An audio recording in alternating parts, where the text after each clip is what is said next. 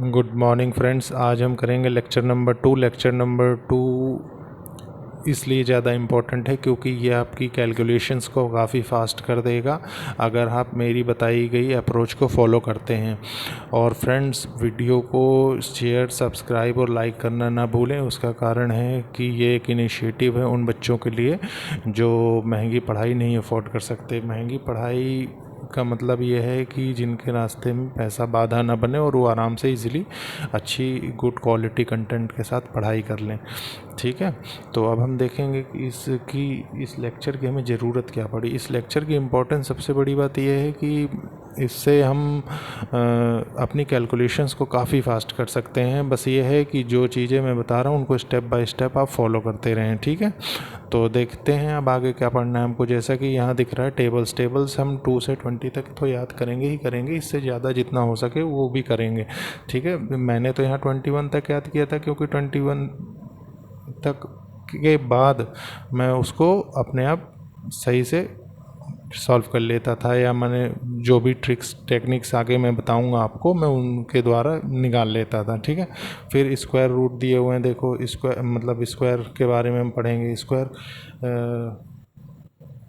जो लिखा हुआ है तो स्क्वायर 1 से लेके 60 तक लिखा हुआ है। आप चाहें तो 50 तक भी याद करके काम चला सकते हैं क्योंकि सब जगह हर जगह मतलब इसी से आपके मैक्सिमम प्रॉब्लम्स आप देखेंगे कि सॉल्व हो जाएंगे। ठीक है, और जैसा कि मान लीजिए इसको पढ़ना और याद करना भी कैसे है। पढ़ना तो आप समझ ही रहे हैं कि एक जनरल रीडिंग हो गई, लेकिन याद करने का मतलब क्या है। याद करने का मतलब होता है कि जैसे मान लीजिए आपसे अचानक कोई पूछ ले कि 16 कितना होता है, तो आप उसको सॉल्व करके नहीं बैठेंगे कि सॉल्व करके वहाँ निकालने लग गए एग्ज़ाम में और पता लगे कि टाइम सारा बीत गया। तो ऐसे नहीं, डायरेक्ट याद रखना है 16 7 1 1 2। ठीक है, और मान लीजिए जैसे कोई पूछ ले 18 5 कितना होता है, तो आपने तुरंत 90 बता दिया, या 18 9 कितना होता है 162 बता दिया। तो ऐसे इस क्वालिटी से आपको याद करना है। ठीक है, बाय हार्ट बिल्कुल, मतलब फिर उसके ऊपर उसके नीचे कुछ भी नहीं। ठीक है, जैसे स्क्वायर है, स्क्वायर मान लीजिए मैं 50 तक आपको बोला, आपका मन करे आप 60 तक याद कर सकते हैं। तो इसका मतलब क्या है, इसका मतलब यह है कि आप ऐसे याद करेंगे कि मान लीजिए आपसे कोई बोले कि 36 का स्क्वायर क्या है, अब पता लगा आप वहाँ सॉल्व करने लग गए, तो 36 का स्क्वायर होता है 1296। तो इसलिए सबसे पहले ऐसा याद करना है कि डायरेक्ट स्विच हो, मतलब जैसे हम लाइट जलाते हैं तो बटन ऑन करते हैं तो बल्ब जल जाता है, ऐसे मतलब हमने क्वेश्चन देखा और वैल्यू देखी और तुरंत आंसर दिमाग में स्ट्राइक कर गया। तो कुछ इस क्वालिटी से आपको याद करना है। और भी बहुत सी चीज़ें हैं, जैसे मान लीजिए याद ना हो तो उसके लिए भी मैं बताऊंगा कि कैलकुलेशंस कैसे आप फास्ट कर सकते हैं। ठीक है, तो आप देखते हैं कि क्यूब रूट्स कैसे पढ़ने हैं हमको। तो क्यूब रूट्स के लिए हमको सबसे पहले क्या करना है कि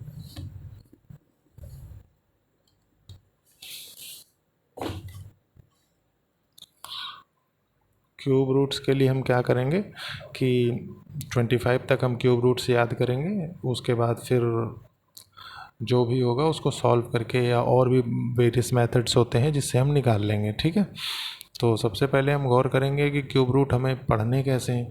तो क्यूब रूट जैसे आप देख ही रहे होंगे, यहाँ लिखा है 1 का क्यूब रूट लिखा है, 2 का क्यूब लिखा है, 3 का क्यूब लिखा है, 4 का क्यूब लिखा है, 5 का क्यूब लिखा है, 6 का क्यूब लिखा है, 7 का क्यूब, 8 का क्यूब, 9 का क्यूब, 10 का क्यूब, 11 का क्यूब, 12 का क्यूब, 13 का क्यूब, 14 का क्यूब, 15 का क्यूब, 16 का क्यूब, 17 का क्यूब, 18 का क्यूब है, 19 का क्यूब, 20 का क्यूब है, फिर ये 21 का है, 22 का है, 23 का, 24 25 का है।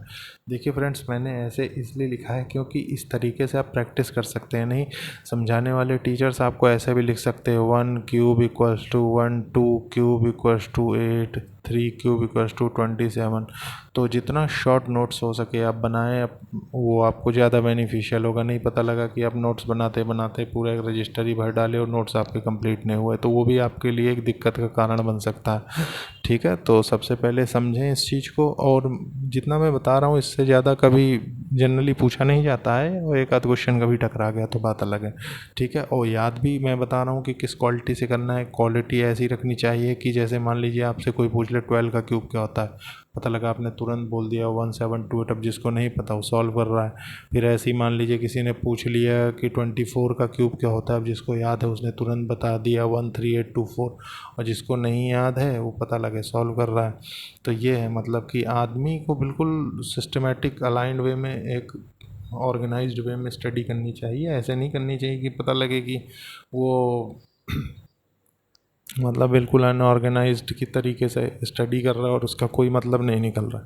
अब देखिए, इसके बाद हम परसेंटेज के बारे में याद कर सकते हैं। परसेंटेज के बारे में कैसे याद करेंगे कि मान लीजिए 1=100% होता है, 1/2=50% होता है, 1/3=33.33% होता है, और इसको हम 1/3% भी बोल सकते हैं। ठीक है, और इसको हम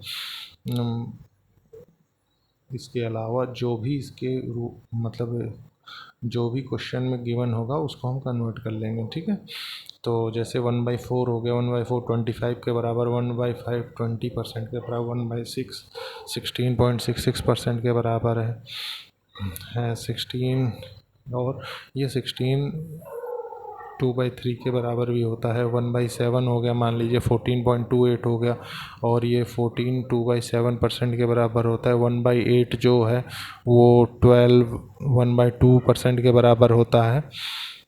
1/9 हो गया, 11.11% के बराबर होता है, इक्वल्स टू 11 1/9% हो गया। ठीक है, 1/10 हो गया, 10% के बराबर होता है। 11 हो गया, 9 1/11% के बराबर होता है, 9.09%। 1/12 हो गया, 8 1/3 के बराबर होता है, और 8.33 के बराबर भी होता है। 1/13 होता है, वो 7.69% के बराबर होता है। 14 जो होता है 1/14 मतलब, तो 7 1/7% के बराबर, और 7 1.14%। 1/15 = 16 2/3%, 6 = 6.66%। 1/16 6 1/4%, और 6.25%। 1/17 जो होता है 5.88% होता है, और 1/18 जो होता है वो 5.55% के बराबर होता है। 1/19 5.26% के बराबर होता है 1/20 5% के बराबर होता है। 1/21 जो होता है वो 4.76% के बराबर होता है। 1/22 जो होता है वो 4.54% के बराबर होता है। 1/23 जो होता है 4.34% के बराबर होता है। 1/24 जो होता है वो 4.16% के बराबर, 1/25 4% के बराबर होता है। फ्रेंड्स, मैं एक चीज़ और बता दूं, मैक्सिमम यूज़ आपका इन चीज़ों का मिलेगा, मतलब ऑलमोस्ट हर जगह मिलेगा। चाहे उसमें आप नंबर सीरीज़ कह लें, चाहे रॉन्ग नंबर सीरीज़ कह लें, चाहे अप्रॉक्सीमेशन, सिंप्लीफिकेशन, और कुछ भी, मतलब जैसे जो भी टॉपिक्स कवर, अर्थमेटिक के टॉपिक्स हो गए, अर्थमेटिक में तो इसका परसेंटेज का तो मैक्सिमम यूज़ आपको मिलेगा। सब बेसिक चीज़ें कैलकुलेशंस के लिए जितना square root, cube root tables आपके सॉलिड रहेंगे, मतलब याद रहेगा आपको, उतना ही ज़्यादा बेनिफिशियल है। याद करने का मतलब मैं समझा ही चुका हूँ कि अगर जैसे आपको मान लीजिए कोई ये कहे कि 1/7 का हो, अब वहाँ पे आप सॉल्व तो करेंगे नहीं, डायरेक्ट डिवाइड करके 100% लगा के आप सॉल्व कर रहे हैं। आप डायरेक्ट करेंगे कि 14.28 होता है, या 14 2/7 होता है। मान लीजिए फ्रैक्शन में पूछी जा रही है तो आप तुरंत कन्वर्ट कर सकते हैं उससे, या पॉइंट्स में पूछी जा रही तो आप 14.28 भी बता सकते हैं। ऐसी सेम है, मान लीजिए 1/15 का आपसे किसी ने पूछ लिया, तो जिसको याद हो तो तुरंत बोल देगा 6 2/3% हो गया, और जिसको नहीं याद हो पता लगा कि सॉल्व कर रहा है वहाँ बैठा। तो ये कंडीशन नहीं करनी चाहिए कि हर स्टेप पे हमको रुकावट फेस करनी पड़े, खासकर कैलकुलेशंस में। ठीक है, तो अब हम आगे देखेंगे, और हमने ये देखा कि अब हम कुछ मेंसुरेशन के जनरल फार्मूले देख लेते हैं जो कि आगे यूज़ होंगे और बहुत ज़रूरी भी। जैसे मेंसुरेशन का एक फार्मूला स्फेयर का, वॉल्यूम ऑफ स्फेयर 4/3πr³ होता है। Total surface area of sphere कितना होता है 4πr², where R is radius. Hollow sphere क्या होता है spherical shell. Volume of hollow sphere 4/3πr³ minus r³ जो capital R minus small r³, external minus internal. ठीक है, और इंटरनल सरफेस एरिया क्या होता है 4πr², external surface area 4πr²। Capital R से मैंने डिनोट किया एक्सटर्नल सरफेस, एक्सटर्नल जो सरफेस का रेडियस है, और इंटरनल सरफेस का जो है वो स्मॉल आर से, ठीक है। और होलो स्फेयर को ही हम स्फेरिकल शेल भी बोलते हैं, तो इसलिए नाम में कभी कंफ्यूज मत होइए, क्योंकि जनरली प्रॉब्लम्स हमें आती रहती हैं एग्ज़ाम में, लेकिन वो सिर्फ नाम से कंफ्यूज करके हमको ऐसा बना देते हैं कि हम वहाँ टोटली डम महसूस करते हैं, कुछ समझ में ही नहीं आएगा, पता लगा एक के चलते दो प्रॉब्लम गलत हो गई। तो ये काम नहीं करना है, बिल्कुल टू द पॉइंट स्टडी करनी है, जिसलिए हमें सारे प्रॉब्लम सॉल्व होते रहें, ठीक है।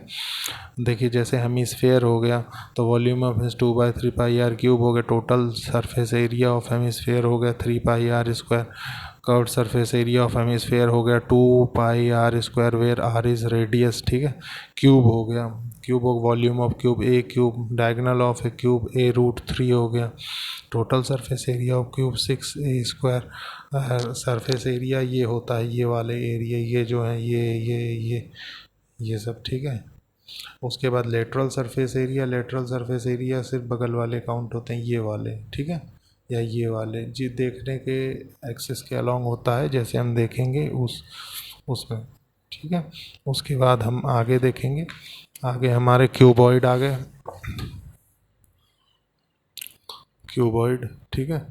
तो क्यूबॉइड में क्या दिया है कि वॉल्यूम ऑफ क्यूबॉइड मान लीजिए दिया है, तो वॉल्यूम ऑफ क्यूबॉइड होता क्या है, length into breadth into height. Diagonal of cuboid क्या होता है, लेंथ का स्क्वायर प्लस ब्रेथ का स्क्वायर प्लस हाइट का स्क्वायर। लेटरल सरफेस एरिया क्या होता है, लेटरल सरफेस, लेटरल मतलब बगल के जो भी हम देखेंगे उसके बगल के, मतलब जहाँ हमारा व्यू, जो जैसे सामने हम कोई चीज़ देख रहे हैं तो जाहिर सी बात है उसके बगल की चीज़ है, तो वो क्या था 2HL+V। Total surface area of cuboid क्या होता है, 2 ब्रैकेट में L+V, sorry, total surface area जो होता है वो 2LB+BH+HL, ठीक है। उसके बाद ब्रैकेट ओवर, ये होता है एग्जैक्ट। तो कंफ्यूज नहीं होना है, क्योंकि हम थोड़ी थोड़ी कन्फ्यूजन्स की वजह से बड़ी बड़ी प्रॉब्लम्स बना देते हैं, ठीक है। स्क्वायर हो गया, जैसे एरिया ऑफ स्क्वायर हो गया A², पेरीमीटर ऑफ स्क्वायर हो गया 4A, diagonal of square A², A√2, ठीक है। Diagonal of square, equilateral triangle मान लीजिए हमसे पूछा गया, एरिया ऑफ इक्विलेटरल ट्राइंगल आता है, ये काफ़ी पूछा जाता है। Area of equilateral √3/4A², perimeter हो गया 3A। और हाइट अगर कभी पूछ ले, जैसे ये हाइट है मान लीजिए ये वाली, तो अगर हाइट कभी पूछ ले तो आप A इंटू √3/2 कर सकते हैं। कौन मान लीजिए वॉल्यूम ऑफ कौन 1/3πr² कर सकते हैं। कर्व्ड सरफेस एरिया πRL कर सकते हैं। टोटल सरफेस एरिया πRL+πr² कर सकते हैं, कौन के लिए है, ठीक है। और मान लीजिए स्लांट हाइट L ही पूछ ले तो √H²+R², ठीक है। ये हो गया। उसके बाद हम क्या करेंगे, उसके बाद सर्कल का देख लेंगे। सर्कल का देखेंगे तो एरिया ऑफ सर्कल दिया हुआ πr² दिया हुआ है, मान लीजिए पेरीमीटर 2πr दिया हुआ है, और r इसमें रेडियस है, आपने देखा ही है, रेडियस ऑफ ए सर्कल कह सकते हैं उसे। सिलेंडर में हम क्या करते हैं, वॉल्यूम ऑफ सिलेंडर मान लीजिए डिस्कस करते हैं, तो πr²h हो गया। कर्व्ड सरफेस एरिया हो गया 2πrh ऑफ सिलेंडर, ठीक है। Total surface area of 2πr+h हो गया। सेमी सर्कल जो होता है area 1/2πr², perimeter of semi circle πr+2r हो गया, ठीक है। ओके, और अब ये लेक्चर यहीं एंड करें, क्योंकि ये ज़्यादा बड़ा लेक्चर हो जाएगा तो फिर देखने में भी अच्छा नहीं लगेगा, और टू द पॉइंट स्टडी भी कहीं ना कहीं हमारी डिस्ट्रैक्ट होती है। और दूसरी बात यह है कि याद करने की चीज़ें जितना मिनिमम ढंग से ली जाए और मैक्सिमम एफिशिएंटली तरीके से कह सकते हैं ली जाए, उतना अच्छा होता है। तो दोस्तों ये सीखें, आप पहले इसको याद करें, फिर अभी मैं आपके लिए स्क्वायर रूट, क्यूब रूट, फिर उसके बाद और भी शॉर्ट ट्रिक्स लाऊंगा मल्टीप्लिकेशंस की, और उसके बाद फिर हम देखेंगे सिंप्लीफिकेशन, अप्रॉक्सीमेशन वगैरह कि हम कैसे सॉल्व करते हैं।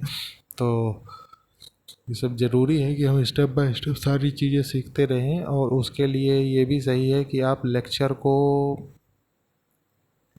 लाइक और सब्सक्राइब करें, क्योंकि आपका लाइक एंड सब्सक्राइब काफ़ी मोटिवेट करता है, क्योंकि उससे पता लगता है कि हाँ भाई जो हमने इनिशिएटिव शुरू किया है उन लोगों के लिए जो लोग थोड़ा सा महंगी पढ़ाई नहीं अफोर्ड कर सकते, तो लोग उसके सपोर्ट में हैं, स्टूडेंट्स उसको पसंद करते हैं, ठीक है। Okay, bye.